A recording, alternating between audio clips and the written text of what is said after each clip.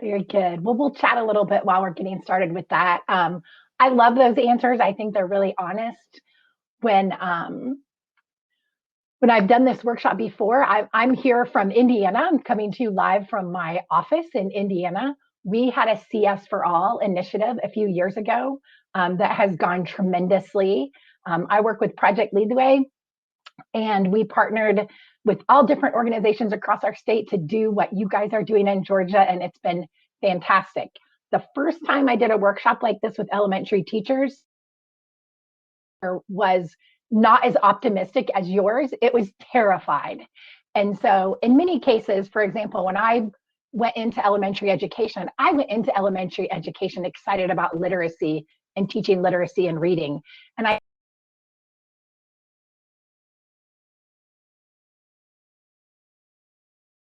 technology integration, and I loved it because it made kids excited to write. That was my motivation.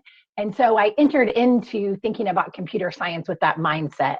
So let's jump along now in our workshop. Let's see. I've got too many screens going. So why computer science and why now? This has definitely been covered here. Over the course of the morning, we had so many engaging speakers, and this information came from code.org's page. We know that computer science is where the jobs are. We also know that parents want it. We know that employers want it. And we know that computing is ubiquitous in our children's world. It's everywhere. And so it almost just behooves us to make this happen for our students. And this is also a snapshot from code.org of where Georgia is in this computer science situation. And so some of this may, in fact, be outdated, but code.org does an amazing job of gathering data around this. If you need information to help your school or school district push a computer science initiative forward, their data sets are fantastic to grab. So some of the largest things are that 90% of their parents want their children to study computer science. 67% of jobs are in computing, but the STEM degrees, when we talk about STEM in general, computer science is still a small portion of that.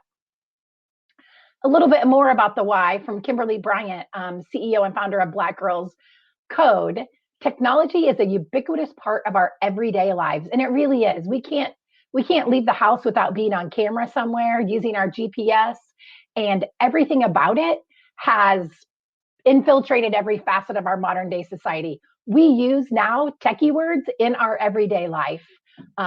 We talk about posting, we use those words ubiquitously, and our students do too. But in fact, in many cases, we call our students digital natives. However, they still maybe don't have all the skills that we would like them to have to live in that computer science world. And before we cover this slide, I would say I'm probably an example of that. I have strong technology integration skills, but coming around to computer science was a challenge for me. Now, dipping more into that why computer science and why now, it really is, especially for our elementary kiddos, about access, opportunity, and choice. So if you don't have a device at home, you don't have the same access as other students. If we only use our devices sparingly at school, we're keeping that inequity, non-equity of access apparent to our students. And if students don't have access, then they don't have as many opportunities put in front of them. And if they don't have as many opportunities put in front of them, they aren't going to be able to make the choices that everyone can make.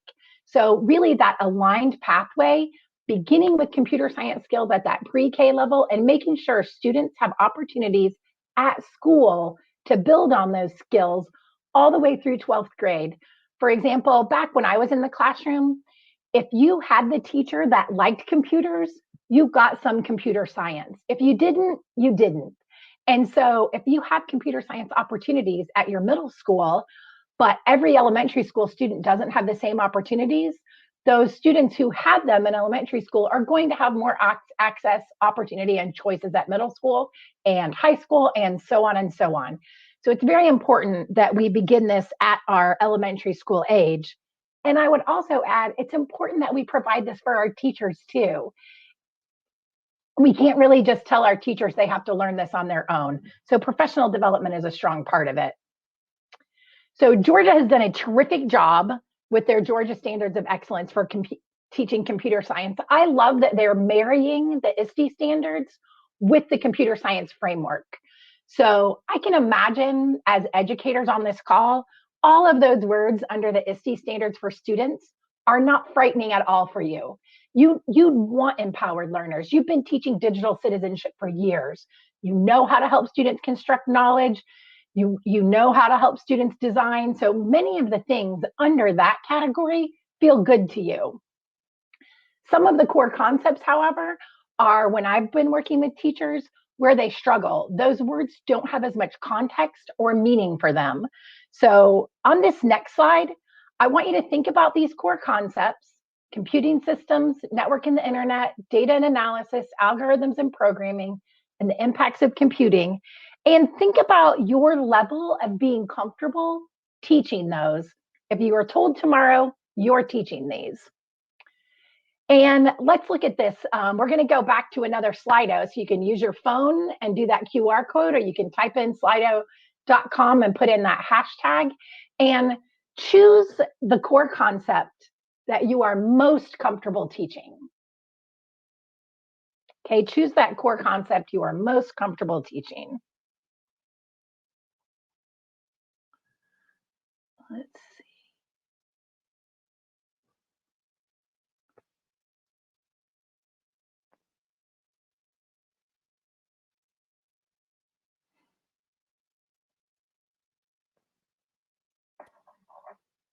Okay.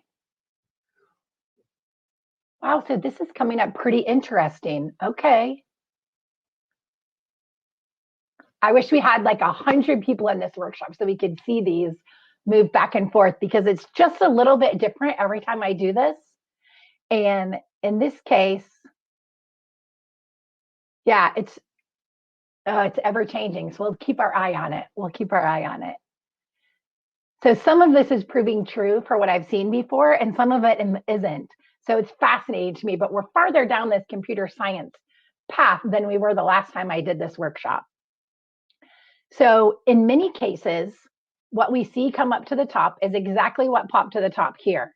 That none of these, like all of these words feel foreign to me. I'm not really comfortable with them. And impacts of computing are also often close to the top. In general, algorithms and programming go down to the bottom. It's one of the most challenging things for teachers to teach. So I'm excited that that's moved up the list here. And it's likely because of the impact of the CS4Georgia work that's been going on. So that's really exciting. Yeah, I love that slide. I would love to see that across the country. So when I first started doing work in Indiana around integrating computer science into the classroom, I felt like I could be good at this workshop because I was good at technology integration. And then I dove into these core concepts and I realized I had a lot to learn. And so I wanted to begin learning where I was comfortable. And that's where this workshop came from. That's what it was born of.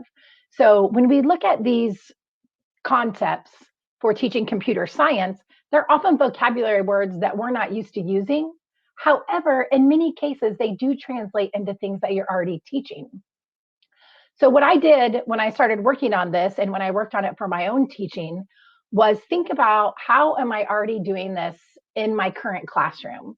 And so this is the part that we're going to share now, and maybe think together on if anybody is comfortable sharing in the chat or coming off mute to share that way as well. So let's unpack them. Number one, let's talk about computer systems. So when we talk about computer systems, we're talking about devices, hardware and software, and troubleshooting. Now, these are words that we're probably fairly used to, although in many cases, when I first began teaching, these words were things that we heard in the computer lab, and we weren't responsible for teaching them in the classroom. And then as computers made their way into our classroom, we had to become more comfortable with this. And so in some ways, you are covering these concepts by utilizing the devices. So if you are using tablets, if you are using audiobooks and interactive whiteboards, any computing devices in your classroom, that's a part of this concept. And if you move from telling someone to use the computer to just intentionally changing your vocabulary and using the correct words, like today we're going to use our Google Classroom, Google Doc to write our story. You're intentionally naming the software that you're going to use on the hardware. And so I think part of that is what you're already doing in your classroom with your technology integrations and just using proper vocabulary, which you do in many other ways across your classroom. When I taught first grade, we would label chair with the word chair. We would label, back then it was blackboard with the word blackboard. And so we labeled all the parts in our classroom, and we can do that as well with technology. So that's really just adding another layer there. Something else you're likely doing is teaching your students to self-solve some technology issues. So if you're teaching your elementary students to self-solve when troubleshooting, you are working on this core concept already. So if your students know to restart, if you have a laminated sheet with bullet points of a step-by-step of what to do if they get stuck in a piece of software or stuck with their hardware, you're teaching that troubleshooting. So these concepts, I think, this computer systems are very likely something you're already covering really well in your classroom. Does anyone have something they want to add to this core concept, or something they know they're already doing and that you're already doing in your classroom to cover this core concept?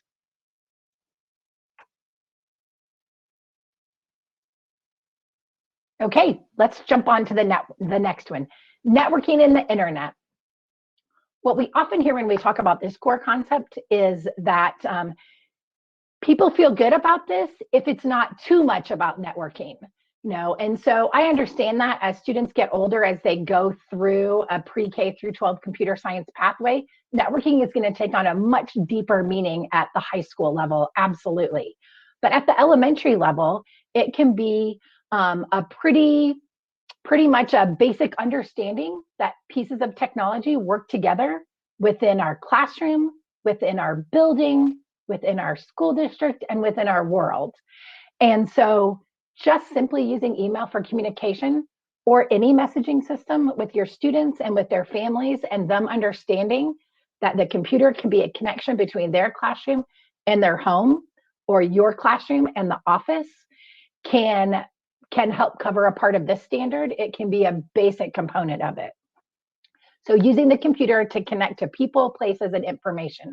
So when you have a student do a search because they have a question in your classroom, you're working on this core concept. When you intentionally name that the computers are connected within your building, you're working on this core concept. And with the organization component, how you have students save files and save folders is helping with that organization. So in many cases, you're covering this because you already have students doing this. So whether you intentionally put it on a piece of paper and put it near workstations or in your students' folders, or you just cover it at the beginning of your school year, these are the kinds of things that can be helpful for covering this core concept. As you pass in the hallways, when you get back in your hallways, you can point out where the routers are. You can point out that is how our computers talk to each other. So in many cases, it is just like with the first core concept, being more intentional about the vocabulary you use while you're doing the things that you're already doing.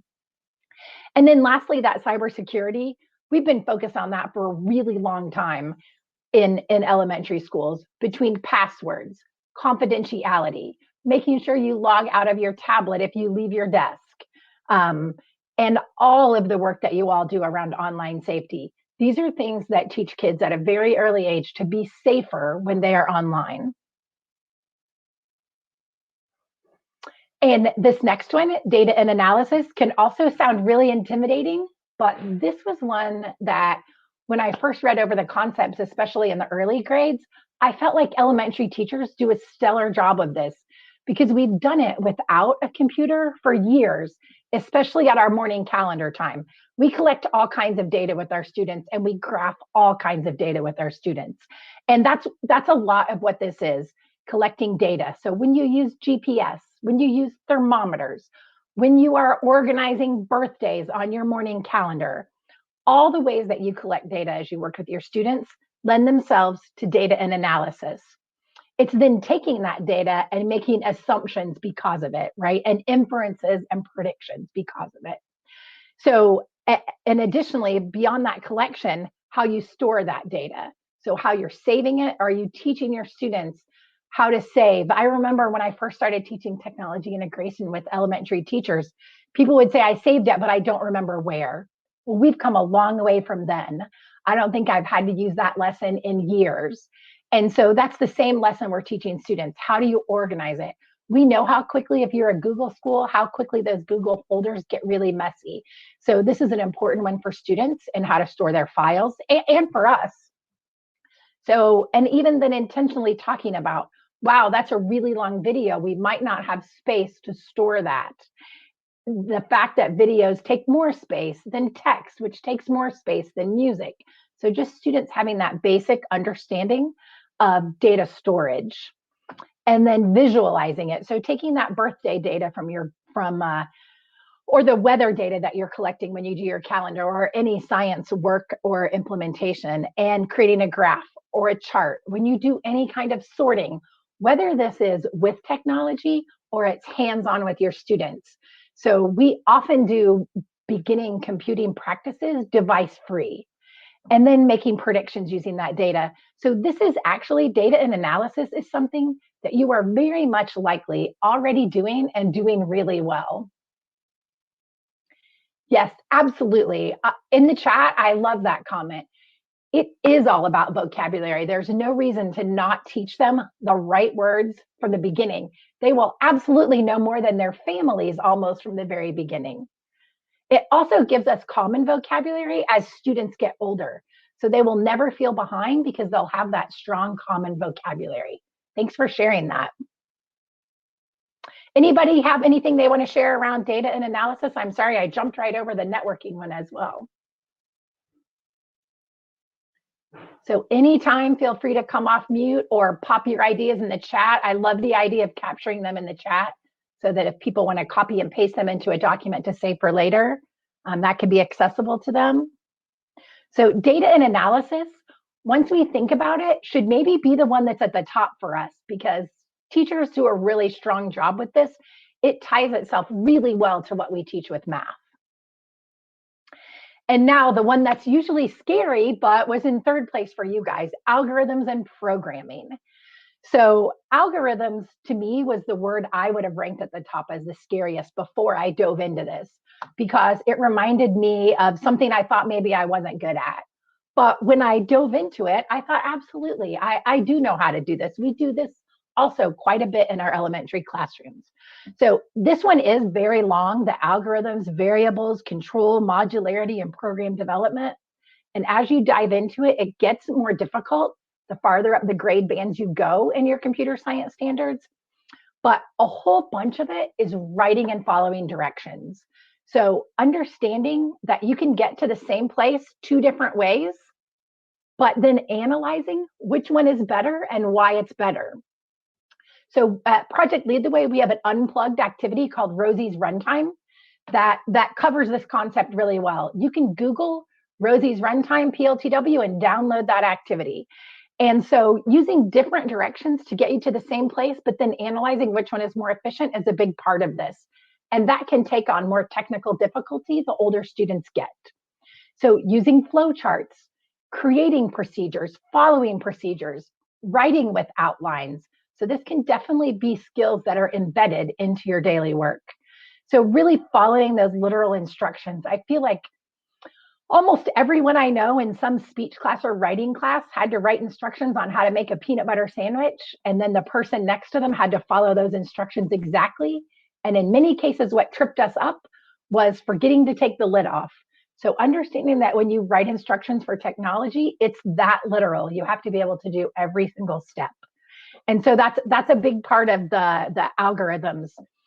And with variables, it's how symbols are used in computer programs to represent actions and attributes. We most often see this in programs like Scratch, which kids catch on to really quickly. In so many cases, I've seen teachers go through Project Lead the Way, professional development, and they say, oh, now I understand what my students are doing, because Scratch is something that where students are leading the way. And you don't have to have all those answers. You can watch and learn alongside your students. Also understanding that mouse clicks and typing and Boolean operations, all of those things lend themselves to that.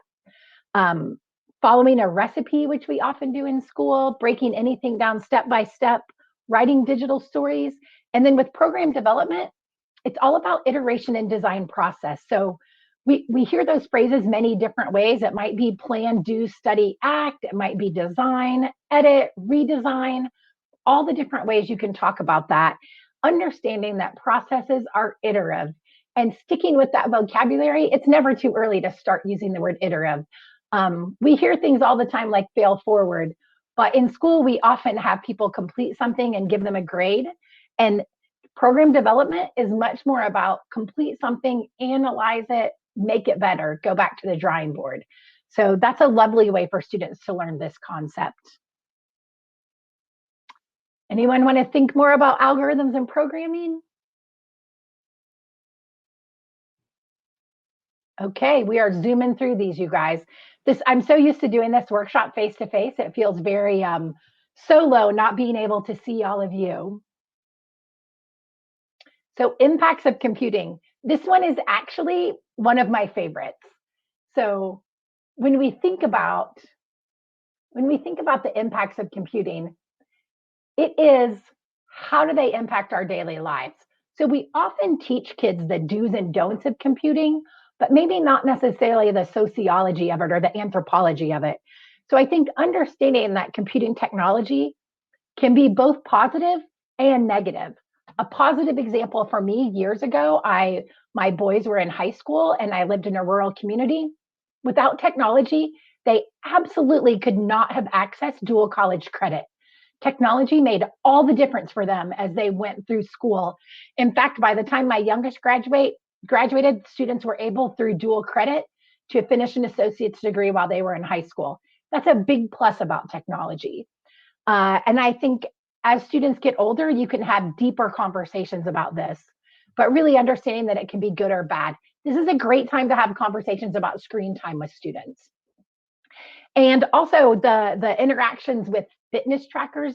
Many students know about them. Lots of PE teachers across the country have written grants to integrate fitness trackers into their PE programs, which is a great time to integrate with your specials teachers. Just the fact that you can walk in a bathroom and the lights come on automatically, to have discussions about, why is that good? What does that help? So again, this is that intentionality about pointing out technology in our everyday life. I had a middle school teacher one time tell me that she gave kids the assignment to just keep a little notebook of every time they thought they might be on camera during the week. And so the kids tracked, like, oh, I stopped at a convenience store on camera. I was in my car, in the city with stoplights on camera. And they were astounded at how much of their life was likely being digitally captured. And so doing things like that, having conversations like that, are what's helpful for students to understand the impact of technology in their life. It reminds me, as I said, I live in Indiana, and we'll get some very windy storms here, especially during this kind of tornado season. And when we lose electricity, I often think, oh, I'll just pop it in the whoops, I can't pop it in the microwave. So thinking of all those kinds of things that you lose access to when you lose access to your technology. And then really the last one, safety, law, and ethics. We tend to spend quite a bit of time on this, with awareness of cyberbullying, being private online, safety online, and it's important we spend time here. This is actually one that grown-ups could spend some time on too. And in fact, one of my favorite activities I've seen an elementary classroom do is during their STEM fair, the 4th and 5th grade students, and in some cases I've seen 3rd graders do it, have little stations with each of these concepts being the headline, and they run their families through it. And their people that come with them to their STEM night, and the families go through and do the same learnings as the students around these concepts. That's pretty powerful. We know we learn more when we teach it to someone else. And so that's a nice way for students to demonstrate their learning around these. So any other comments, or anybody want to weigh in on some things they're already doing in their classroom? We just have a little bit. We just have a little bit of time left. I mean, we actually have just a few slides left. Without this activity being in person and interactive, it's taking a lot less time than I'm used to it taking. But I wanted to share one thing before I move on to kind of the last 3 slides, is that this and these concepts that you might already be teaching are starting places. So whether you are going to share ideas like this with your teachers, it's a great place for teachers to start, so they begin being more comfortable with teaching computer science, because it is something new to be added to their plate. However, lots of the foundational work they're already doing.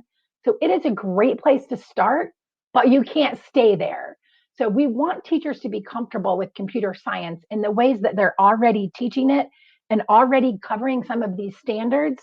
However, we also want to move everyone further so that students do have that access, that equity of opportunity, so they have equal choices as they matriculate through your buildings and out into the world. So how can Project Lead the Way help? I work with Project Lead the Way. We provide computer science education for teachers and students across the country. We've been here for 20 plus years. So we do have a pre-K through 12 aligned computer science pathway that is all hands-on. It includes fantastic professional development, ongoing support, and Casey's in the chat. He's a strategic planning thought partner for you if this is something you want to move into with your district. And so we partner deeply with our school districts to help them come up with the best plan possible, and we customize it to fit for them. Our professional development is unmatched. It's some of my favorite work that we do. We meet teachers where they are. I want to tell you a little story around that. I was working with elementary teachers in Indiana, and 2 teachers in the front row just had a look of disdain on their face. They did not want to be there. So I knelt down to their desk and I said, "Hey, what's going on? You guys do not look too happy this morning." One of them was an art teacher and one of them was a music teacher, and they were both being assigned to teach computer science the next year. They work in a rural school. The principal wanted to add computer science, could not add a staff member. So they sent these 2 teachers to Project Lead the Way launch training for computer science. And so we talked for a little bit about how much value fine arts teachers can bring to this environment, and the fact that much of computer science involves art. We know how integrated math and art are. We know how integrated math and music are. We don't often point out how integrated math and computer science are. Suffice it to say, by the end of the 2 days of training for these teachers, they were thrilled and were actually coming up with tremendously innovative ways to integrate their knowledge of their fine arts topic with computer science. And I would bet that they are engaging a higher number of students because of that, of blending their expertise with their new knowledge. So that's the kind of training Project Lead the Way can help produce, that foundational knowledge and the confidence we need as elementary teachers to move into this subject area. This list of resources are what I drew from to create this presentation. These will all be in here too, so you can grab these. There's lots of tremendous data in here. Your Georgia Standards of Excellence website has so many good examples. It's been really well done. Those ISTE student standards also give really terrific examples. And I linked the Project Lead the Way website there at the end. On this last slide is my contact information, and I can put you in touch with Casey, who lives locally in Georgia, or I can meet with you as well. And these 3 links are to all of our programs, pre-K through 5, our 7 and 8 program, and our high school programs, and our computer science is all aligned, so your students can move seamlessly from grade to grade to grade. So it's Q&A time. If you guys have any questions, Casey and I can both chat about that, especially Casey if it's Georgia specific, or he can answer in the chat. So I'm going to actually be quiet and take a drink of water and give you some time to think if you have any questions.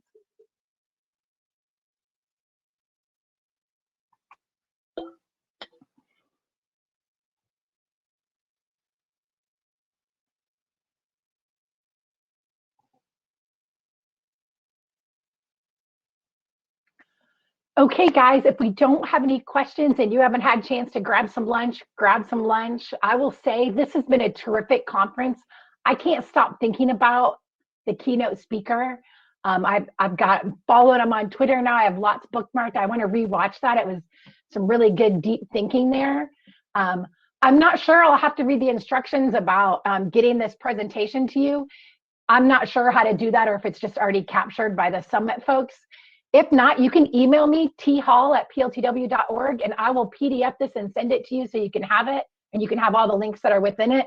You don't even have to write me a nice note. You can just put in the subject line, send CS4GA workshop, and I will send it right out to you. Okay, thank you so much for coming. I'll hang out in here in case anyone wants to chat. Thank you.